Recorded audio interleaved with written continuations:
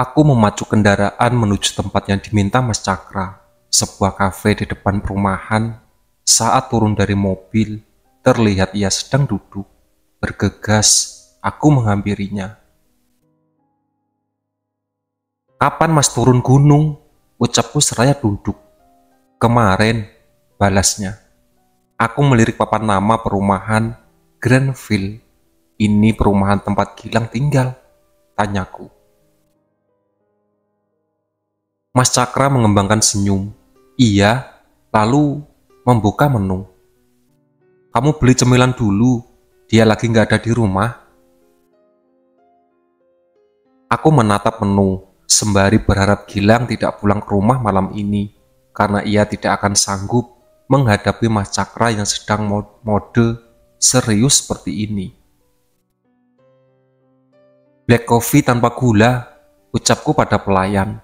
"Saya juga, kalau bisa dibikin pahit banget," ucap Mas Cakra.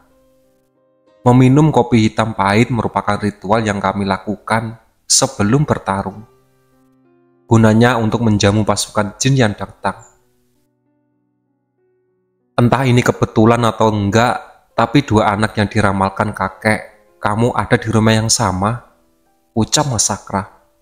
"Hah? Serius, Mas? Satu lagi siapa?" Aku berpura-pura tidak tahu, padahal sudah bertemu dengan mereka 2 kali. "Namanya Albi. Ini anak jauh lebih berbahaya daripada Gilang." "Kenapa begitu?" "Soalnya dia sudah berlatih ngadepin banyak golongan jin." Apa Mas tahu kemampuannya?" "Belum tahu, makanya saya penasaran banget sama kemampuannya." "Ya, sekuat apapun dia, pasti bakal kalah sama Mas. Itu sudah pasti, El." "Jadi saya kesini cuma nonton doang dong?" "Tugas kamu menghalau penjaga buat masuk ke area rumahnya, biar saya yang atasin kedua anak itu." "Emang Mas mau ngapain mereka?" "Lihat aja nanti." Aku sangat penasaran apa yang dilakukan Mas Cakra, berharap ia tidak bertindak lebih jauh karena takut akan menimbulkan keributan. Tercium aroma bunga, aku menoleh ke samping. Sudah ada wanita bergaun kuning berdiri di dekatku. "Dia kenanga," ucap Mas Cakra. Nama yang cocok dengan aromanya. Aku tersenyum tipis, lalu menyeruput kopi hitam. Mas Cakra menatap kenanga cukup lama. Kemudian ia terbang menuju perumahan. "Mau kemana dia?" tanyaku. "Pergi ke bekas rumah Rian, nunggu Gilang dan Albi pulang." Aku melirik ponsel, paling cepat mereka akan pulang 1 jam lagi. 1 jam berlalu belum ada kabar dari kenanga. Aku bisa sedikit bernapas lega, namun itu tidak berlangsung lama. Ada sebuah mobil hitam berhenti di samping pos satpam. Kaca jendela depan terbuka, jelas sekali itu Gilang. Ia sedang mengobrol dengan seorang di pos satpam, lalu melaju masuk ke perumahan. Kurang dari 10 menit kemudian, Mas Cakra bangkit. "Ayo," ajaknya, sembari menaruh 3 lembar uang 100.000 dan pergi begitu saja menuju mobilku. "Mas, segini cukup?" tanyaku pada pelayan. "Kelebihan, Kak," balasnya. "Ambil aja kelebihannya." Bergegas aku berjalan menuju mobil dan menekan tombol buka pintu. "Mas tahu rumahnya?" tanyaku sembari menyalakan mobil. "Tahu," balasnya. Aku melajukan mobil ke arah gerbang perumahan. "Jalan terus, El," ucapnya sambil mobil akan melewati pos satpam. Aku melirik ke sana, ternyata satpam itu tergeletak di lantai. Ini pasti ulah Mas Cakra. Mobil terus melaju melewati lapangan dan deretan rumah. "Di mana rumahnya, Mas?" tanyaku saat melihat jauh. Di depan tidak ada jalan lagi. "Di tengah, kamu berhenti di depan rumah yang gelap itu." "Itu bekas rumah Pak Rian." "Iya," balas Mas Cakra. Aku memarkirkan mobil di depan rumah itu.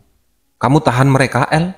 jangan turun dari mobil, ucapnya sebelum turun dari mobil. Aku melihat ke depan, Mas Cakra berdiri di depan rumah Gilang, sementara Kenanga duduk di pagar. Ku tutup mata untuk menerawang area ini. Mulut ini mulai bergerak, merapal mantra.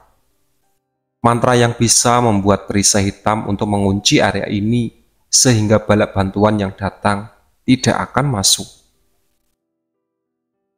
Mas Cakra menghentakkan kakinya beberapa kali. Seketika itu, puluhan pocong berwarna merah muncul di dalam tanah. Sebagian dari mereka terbang dan berdiri di atas rumah, sementara Kenanga masih terlihat santai saja sambil tertawa cekikikan. Aku bisa melihat ada cahaya putih melesat dengan cepat menembus perisai yang kubuat. Sudah pasti itu penjaganya Gilang. Aku berharap ia bisa menahan kekuatan Mas Cakra. Dengan hentakan tongkat, penjaganya Gilang berhasil memukul mundur pasukan pocong merah. Mas Cakra duduk bersila dan melepaskan sukmanya. Kemudian ia bertarung dengan penjaga itu, sementara Kenanga terbang melesat masuk ke dalam rumah. Penjaganya Gilang berhasil dilumpuhkan, tubuhnya diikat dan dibawa pergi oleh Mas Cakra. Tak lama kemudian terdengar suara teriakan di dalam rumah. Pintu depan terbanting cukup kencang. "Tolong!" Samar terdengar suara orang yang meminta tolong. Refleks, aku membuka jendela. Terlihat Gilang sedang diseret oleh keluarga Kenanga, sementara Albi tidak terlihat. Gilang berpegangan dengan erat kusen pintu. "Tolong!" Kenanga mencekik leher Gilang hingga pegangan tangannya terlepas. Sukma Mas Cakra pun sudah kembali ke tubuhnya. Ia langsung bangkit dan berlari menghampiri Gilang. Hanya dengan satu sentuhan Gilang sudah tidak sadarkan diri. Tubuh Gilang digotong olehnya menuju mobil. "Mau dibawa kemana, Mas?" tanyaku saat membaringkan tubuh Gilang di kursi tengah. "Ke rumah kamu, El," balasnya. "Mas udah bilang sama ayah. Nanti saja dijelas sama dia. Sekarang kamu jalan aja." Aku melajukan mobil menuju rumah. Sesampainya di sana, Mas Cakra membuat Pak Yono, satpam, tertidur. Terpaksa aku harus turun dan membuka gerbang. Saat mobil masuk ke rumah, ayah sudah berdiri di depan teras. "Dari mana saja kamu, El?" omel ayah. "Dia pergi sama saya," saut Mas Cakra. "Apa ada kamar kosong?" "Buat apa?" Ayah tampak bingung dengan permintaannya. Mas Cakra turun dari mobil kemudian membuka pintu tengah. "Buat anak ini," ucapnya membuat ayah sangat terkejut. "Ngapain dia dibawa ke sini?" tanya ayah dengan nada tinggi. Mas Cakra menjelaskan kalau ia sudah melakukan perjanjian dengan Kenanga. Perjanjian itu mengharuskan untuk mempersembahkan lelaki lajang dan spesial. Gilang adalah target yang cocok karena bisa sekalian menghilangkan ancaman sekte ini. "Kenanga siapa?" tanya ayah. "Tuh," Mas Cakra menunjuk Kenanga yang mengusap rambut Pak Yanto yang sedang tertidur pulas. "Kenapa nggak dibawa ke markas saja? Lebih aman di sini. Gimana kalau dia bangun terus kabur? Nggak akan bisa. Setelah ritual tubuhnya 100% milik Kenanga."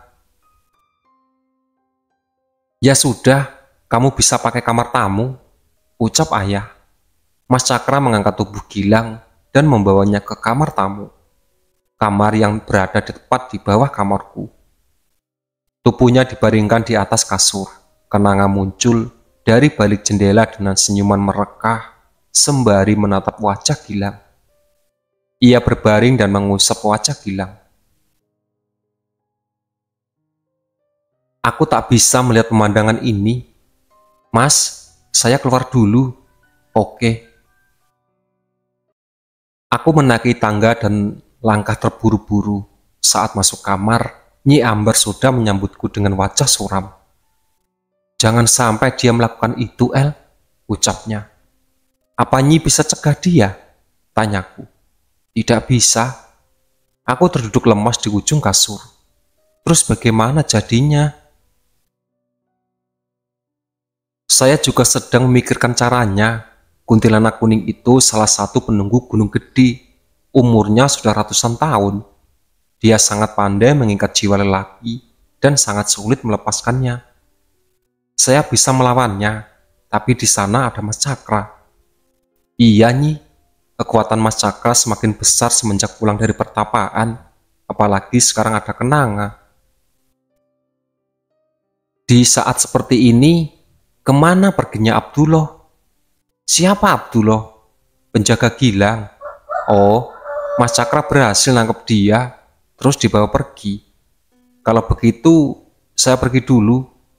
Mau kemana? Mencari dia. Setelah mengganti baju, aku turun menghampiri ayah dan Mas Cakra yang sedang mengobrol di ruang tengah. Aku pun bergabung dengan mereka. Kenapa Mas gak bunuh dia aja? Tanyaku. Saya cuma mau ngetes kemampuan dia saja. Ternyata anaknya lemah banget. Kok bisa-bisanya Madalena dan Rian kalah sama bocah ingusan macam itu? Balas Mas Cakra. Ya mungkin karena dibantu sama Habib dan Kiai itu, saut ayah. Benar juga. Saya juga sempat kaget waktu Timira, bayangan hitam bisa dikalahin, padahal dia salah satu sosok kuat di sekte ini, ucapku. Nah itu dia, anak penakut dan penjaganya lemah, bisa dikalahin Timira. Kalau ngalahin siluman anjing sih wajar. Ini Timira, balas Cakra. Mungkin ya tadi kayak ayah Mas, dibantu sama Kiai dan Habib, balasku. Ustadz, Kiai, atau Habib bukan level Timira, Lel. Atau mungkin dia punya senjata rahasia. Nah, itu saya nggak tahu. Makanya saya langsung habisin dia, biar nunggu keputusan Mr. X aja. Sekarang saya biarin dulu aja dia bersenang-senang sama Kenanga. Tadi Mas bawa jin Arab itu kemana? Tanyaku. Ke Gunung Salak. Saya udah ikat dia, terus timpa pakai batu. Jadi nggak mungkin dia lepas. Aku berharap Nyi Ambar mendengar ucapan Mas Cakra, sehingga bisa membebaskan Abdullah secepatnya. Kalau dia lepas, terus nyerang sini gimana Mas? Kamu telepon saya bakal habisin dia. Setelah mengobrol cukup panjang, ayah mengantar Mas Cakra pulang. Rasa penasaran ini membuat berdiri di depan kamar tamu. Suara mengeram terdengar dari dalam. Kubuka pintu, terlihat Kenanga sedang mendekap tubuh Gilang. Mau apa kamu? Tanyanya. Cuma mau lihat aja, sautku. Pergi, jangan ganggu kami. Omelnya lalu menjilat tubuh Gilang yang sudah sepenuhnya dikendalikan olehnya.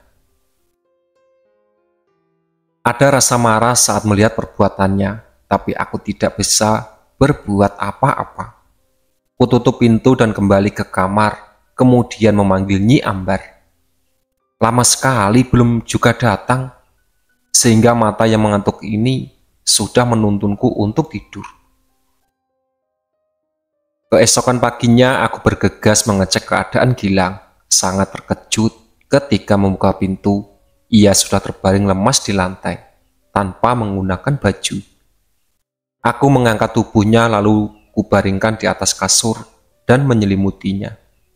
Ku coba membangunkannya dengan menepuk pipinya berkali-kali. Ia tak membuka mata.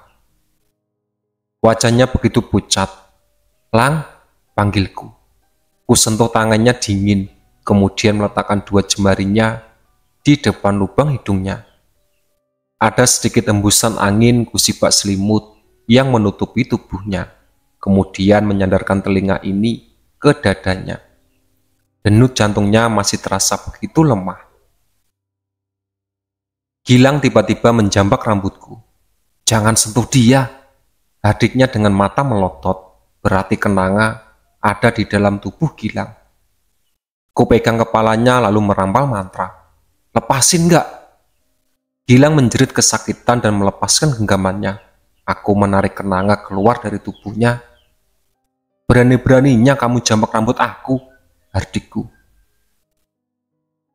Kamu berani-beraninya menyentuh mangsa saya. Balas kenanga yang kini menggunakan bentuk menyeramkan. Percuma saja, aku tidak takut padanya, meski umurmu sudah ratusan tahun. Dia bisa mati, biarkan saja. Aku melangkah keluar memanggil ayah untuk segera turun. Ada apa, El? Pagi-pagi udah teriak, ucapnya sembari menuruni tangga. Gilang kondisinya lemah banget ya. Aku nggak mau dia mati di sini. Bukannya Mas Cakra bilang cuma ambil sukmanya, kok badannya bisa ikut lemah? Aku nggak tahu ya. Ayah cek aja, buruan. Kamu sih main bawa dia ke sini, sekarang jadi repot kan? Ayah mempercepat langkah. Aku nggak bisa nolak permintaan Mas Cakra. Ayah juga semalam nggak bisa nolak kan? Iya. Kami masuk ke kamar tamu. Kenanga sedang melayang di atas tubuh Gilang dengan bentuk yang sama. Kamu pergi dulu, ucap ayah. Tidak mau, saya ingin tetap di sini. Kenanga menolak. Saya bilang pergi dulu. Ayah melotot padanya. Kenanga tetap bersikukuh, ingin berada di dekat Gilang. Ayah menutup mata dalam sekejap. Tubuh kenanga tertarik mendekat dan ayah langsung mencekiknya. Kamu mau pergi atau saya bunuh? Tidak, kenanga menolak. Ayah merampal mantra hingga membuat sebagian wajah kenanga terbakar. Ia menjerit kesakitan lalu terbang keluar. Kini ayah bisa memeriksa kondisi Gilang. Ada rantai yang ikat badannya, El. Aku mempertajam mata batin. Benar sekali ada rantai kuning yang mengikat tubuhnya. Rantai itu terhubung dengan kenanga. Ayah mencoba melepaskan, tapi tidak bisa. Aku coba membantunya. Gak bisa ya, kuat banget. Sekarang mending bawa dia ke rumah sakit dulu. Urusan ikatan rantai bisa dibicarakan nanti. Oke, aku siapkan mobilnya dulu. Aku berlari ke kamar untuk mengambil kunci. Setelah mobilnya siap, aku kembali menghampiri ayah. Pak Yanto, ucap ayah. Oh iya, jangan sampai Pak Yanto melihat semua ini. Kurapal mantra membuat si Ia tidak sadarkan diri. Udah, teriakku. Ayah menggotong Gilang ke mobil sebelum kami meninggalkan rumah lebih dulu membangunkan Pak Yanto. Kita nggak minta izin ke Mas Cakra ya? Tanyaku dengan mata fokus menatap jalan. Nanti saja, balas saya. Kalau dia marah gimana? Biar ayah yang jelasin. Kamu fokus nyetir aja. Aku bingung. Bukannya ayah dari dulu pengen Gilang mati. Iya, tapi jangan mati di rumah juga, El. Ayah nggak mau nanti ada Pak Polisi terus muncul pemberitaan di media, dan rumah didatengin banyak orang, kayak rumah Pak Haji Rofi. Kalau dia mati di rumah sakit, kan lebih aman. Ayah bisa nyari banyak alasan, balas saya. Sesampainya di rumah sakit, ayah meminta disiapkan kamar VIP di lantai 3, yang posisinya dekat dengan ruangan.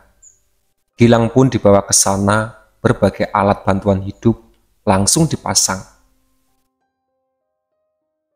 Denyut jantungnya benar-benar lemah. Ayah mengikat tangan, kaki dan Gilang ia tidak bisa mengamuk atau kabur. Saat perawat ke ruangan, Ki Gendil tiba-tiba muncul. Apa ini persembahan untuk saya? Ucapnya. Jangan sentuh dia, Ki. Dia milik Mas Cakra. Ah, sayang sekali. Padahal dari dulu saya ingin sekali menghisap energi anak ini. Percuma, Ki. Anak ini udah diikat. Ya, saya bisa lihat itu. sosok yang mengikat ada di luar. Untuk sementara waktu, jangan biarin dia masuk, Ki. Perintah ayah. Baiklah.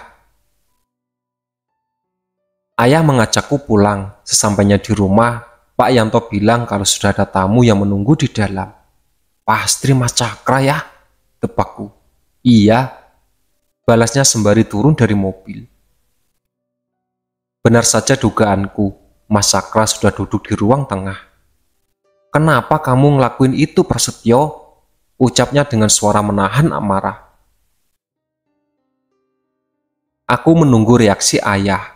Ia pasti sudah paham dengan sifat Mas Cakra yang sangat temperamental. Saya nggak mau anak itu mati di sini, balas saya. Itu aja. Apa nggak ada hal lain?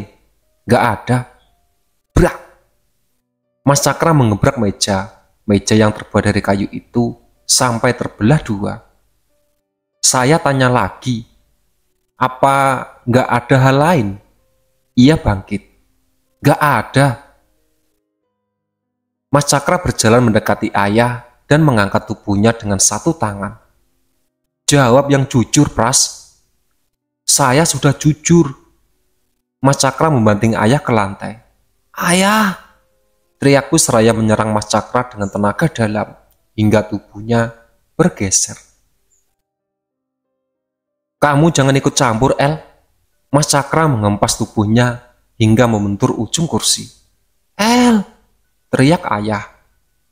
Sebenarnya kamu mau apa, Cakra? Saya pengen tahu alasan kenapa kamu mencoba bunuh Kenanga. Dia menghalangi saya buat bawa Gilang ke rumah sakit. Kenanga berjalan santai di arah dapur. Lihat apa yang sudah dia lakukan ke wajah saya. Ucapnya sembari menampakkan wajahnya yang terbakar.